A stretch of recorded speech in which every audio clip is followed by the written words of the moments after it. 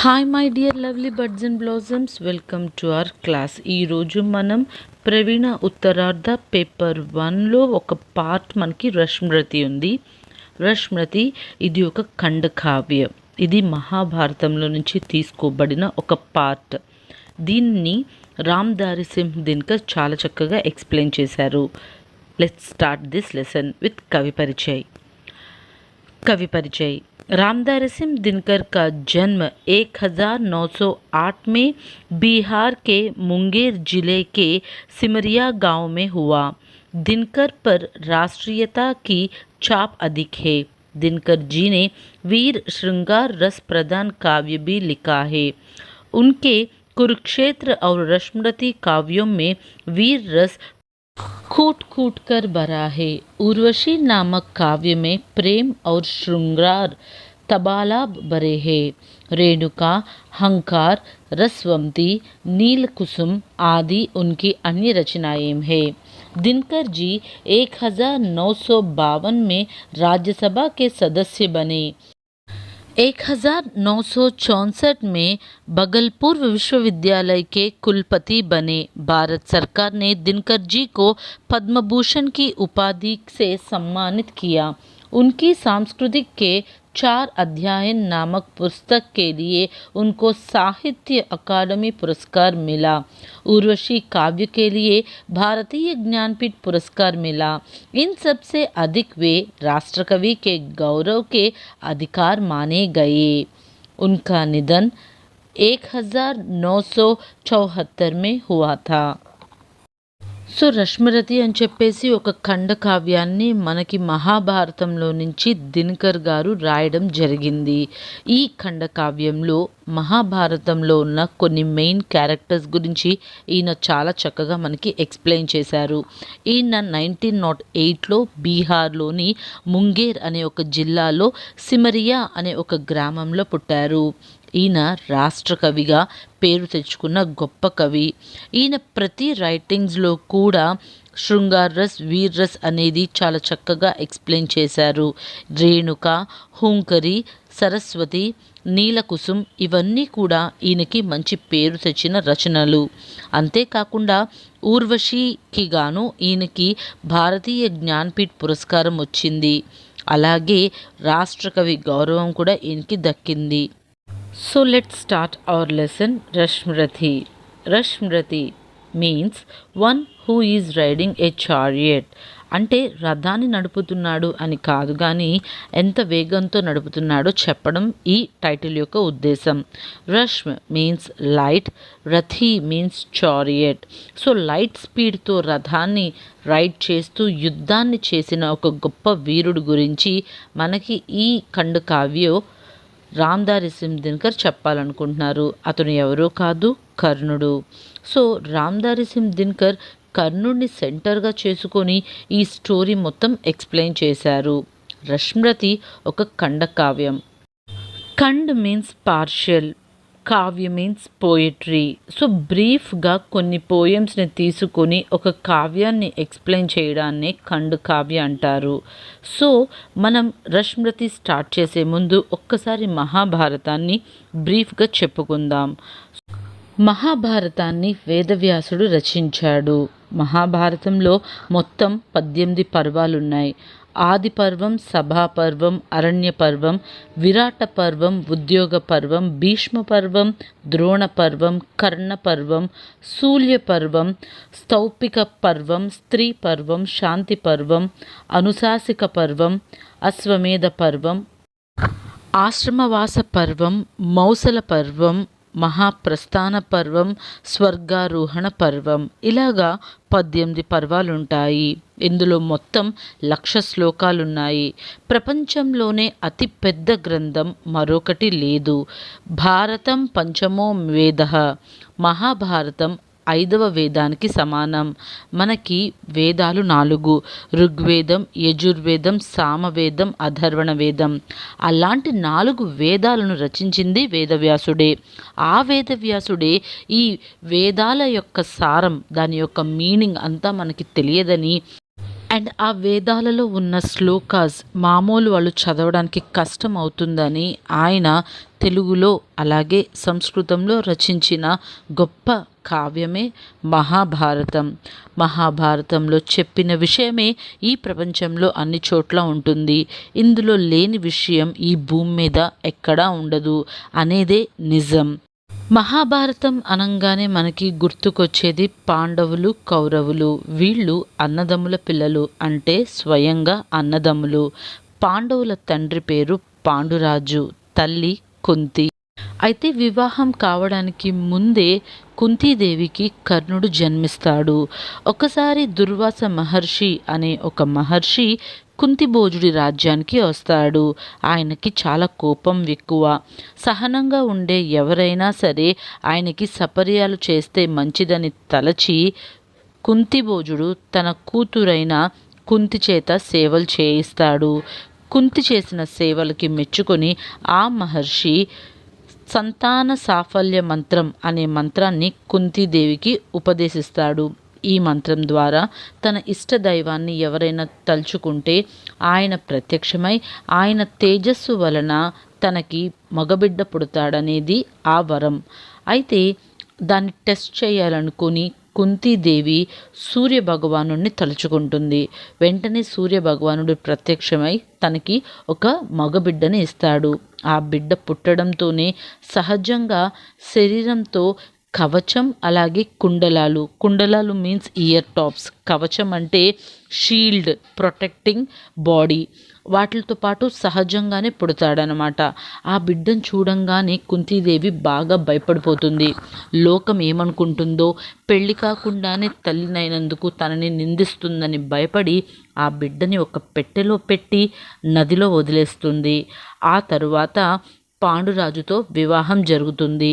అయితే పాండురాజుకి ఒక ముని శాపం వల్ల సంతానం కలగదు. అందుకని చెప్పేసి కుంతీదేవి తన దగ్గరే ఉన్న వరాన్ని చెప్పి ఆ వర ప్రభావం వల్ల తను బిడ్డల్ని కంటానని తన భర్త దగ్గర పర్మిషన్ అడుగుతుంది.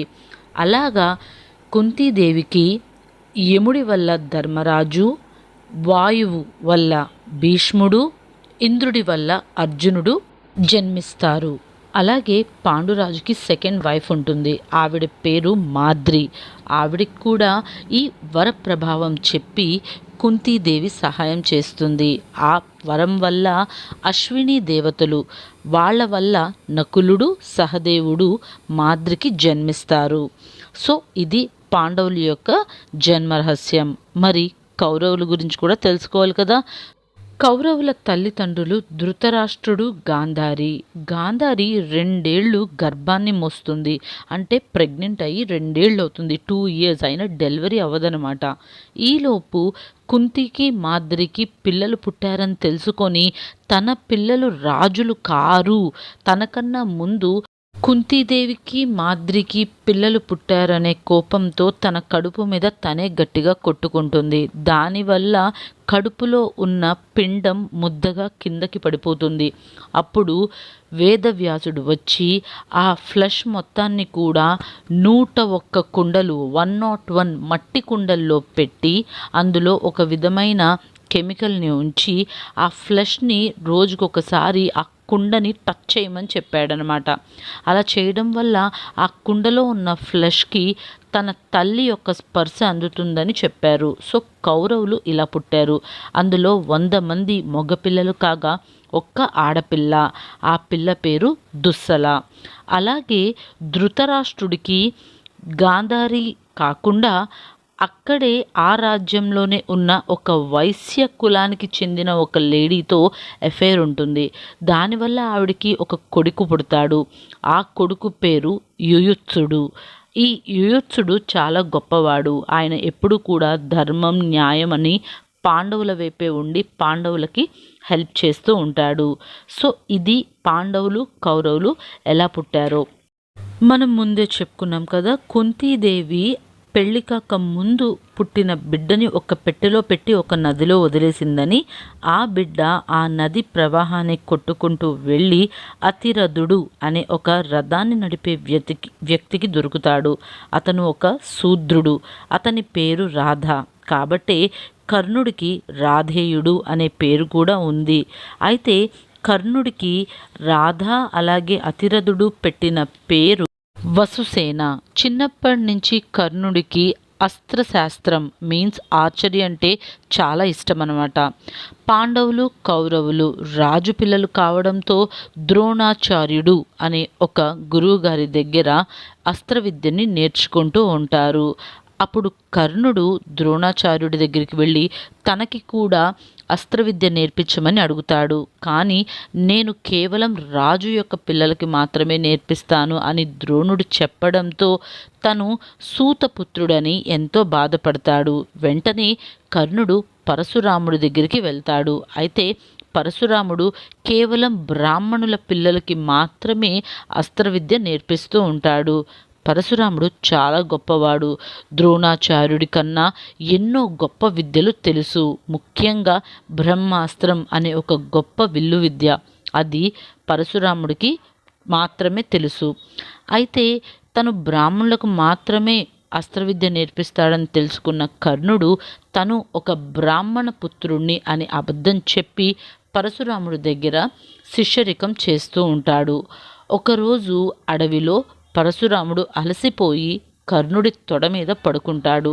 అప్పుడు ఒక విషకీటకం అంటే ఒక పాయిజనస్ ఇన్సెక్ట్ వచ్చి కర్ణుడి యొక్క తొడని గట్టిగా కొరికేస్తుంది అనమాట.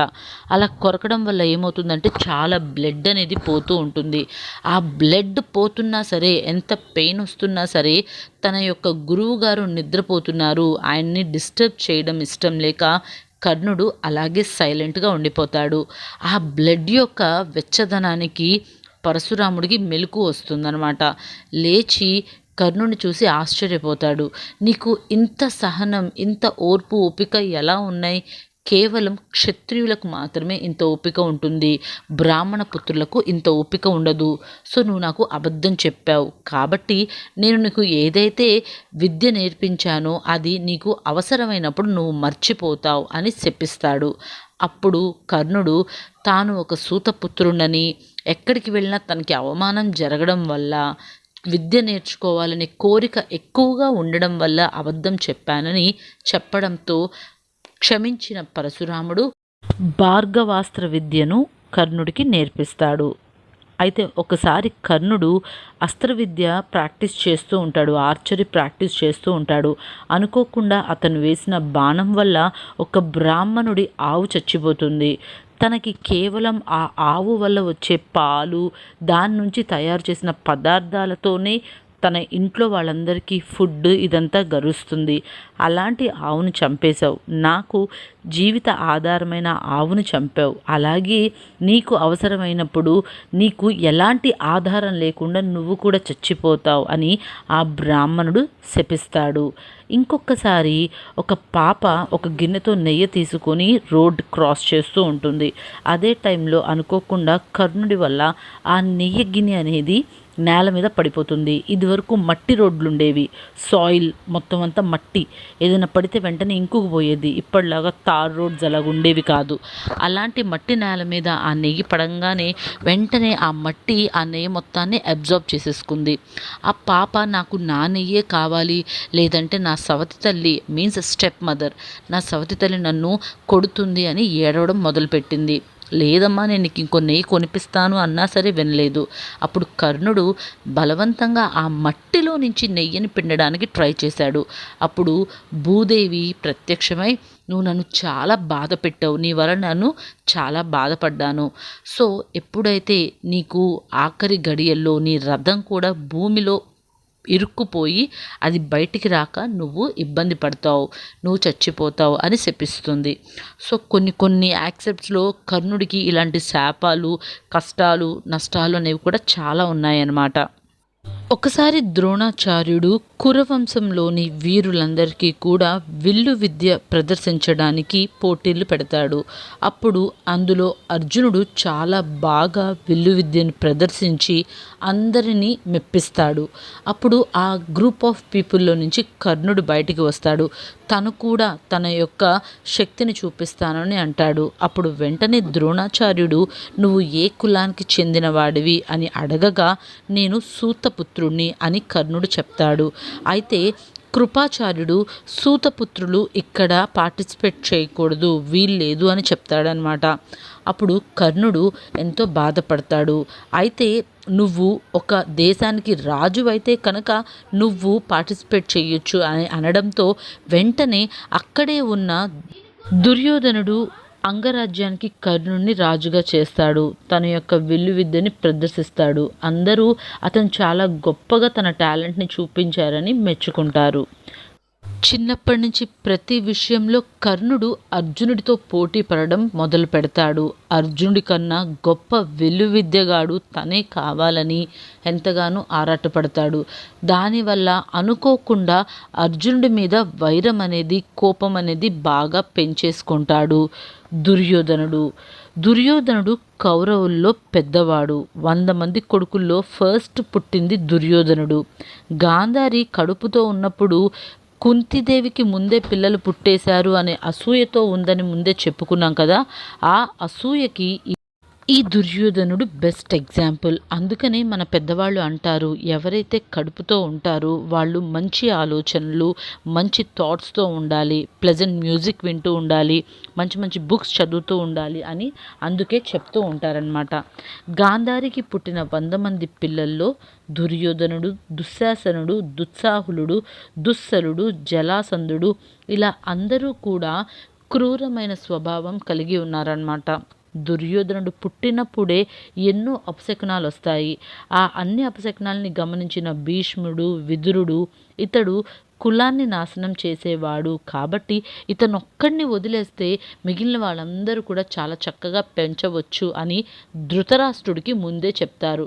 అయినా కొడుకు మీద ఉన్న ప్రేమతో ధృతరాష్ట్రుడు దుర్యోధనుడిని వదిలిపెట్టలేదు.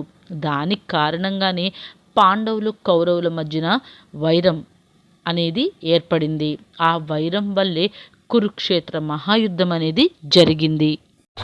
కురుక్షేత్ర మహాసంగ్రామం జరగడానికి ముఖ్య కారణం దుర్యోధనుడు. అతడికి ఉన్న ఈర్ష, అసూయల కారణంగానే కురుక్షేత్రం లాంటి గొప్ప యుద్ధం సంభవించింది. ఈ యుద్ధం 18 రోజులు జరిగింది కురుక్షేత్రం అనే ప్లేస్లో. ఇప్పుడు ప్రజెంట్ హర్యానాలో ఆ ప్లేస్ ఉంది. 18 రోజులు ఆగకుండా జరిగిన ఈ యుద్ధంలో ఎన్నో లక్షల కోట్ల మంది సైనికులు చనిపోయారు. పాండవుల తరపున కానీ కౌరవుల తరపున కానీ బ్రతికింది కేవలం చాలా చాలా కొద్దిగా మంది. గట్టిగా చెప్పాలంటే పాండవుల వైపు 8 మంది, 5గురు అన్నదమ్ములు, కృష్ణుడు, సాత్యకి, యశస్థుడు మాత్రమే మిగిలారు. కౌరవుల వైపు 3 మిగిలారు, అశ్వత్థామ, కృప, కృతవర్మ. ఇలా ఎంతోమంది ప్రాణాలు కేవలం అన్నదమ్ముల వైరం వల్లే సంభవించింది.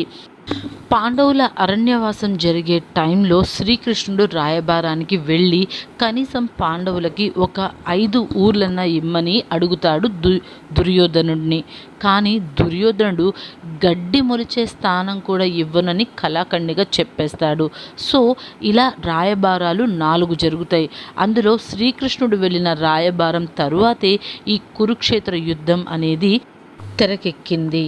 పాండవుల పక్షాన అర్జునుడు, ధర్మరాజు, భీముడు, నకులుడు, సహదేవుడు వీళ్ళతో పాటు దుష్టుమ్నుడు ఇలాగా ఎంతోమంది వీరులు పాల్గొన్నారు. కౌరవుల తరపున భీష్ముడు, ద్రోణుడు, కర్ణుడు, దుశ్శాసనుడు, దుర్యోధనుడు, అశ్వత్థామ ఇలాగా ఎందరో వీరులు ఈ యుద్ధంలో తలపడ్డారు. ఆగకుండా 18 రోజులు ఈ యుద్ధం జరిగింది. అయితే ఈ యుద్ధానికి ప్లానింగ్ జరుగుతున్న టైంలో కౌరవుల సైన్యాధిపతి అయిన భీష్ముడు కావాలనే కర్ణుణ్ణి సైన్యాధిపతిగా నియమించడు. అది తనకి అవమానంగా భావించి కర్ణుడు అక్కడి నుంచి వెళ్ళిపోతాడు.